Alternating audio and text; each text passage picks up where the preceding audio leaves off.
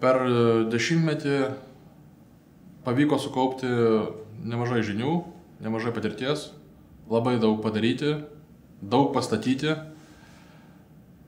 patirti labai daug kritikos ir dabar suprantu, kad viešas nekalbėjimas, viešas pozicijos nereiškimas akivaizdžiai nesąmoningų įvykių atžvilgių yra labai didelė klaida. Nes nepasakęs laiku, tu atimi iš savęs teisę pasisakyti apie tai, kai jau yra vėlu. Todėl, manau, yra pats laikas dabartinės Lietuvos, naujosios Lietuvos energetinės strategijos priėmimo akivaizdoje vis tik tai labai akivaizdžiai pasakyti, kad kas yra gerai, kas yra blogai.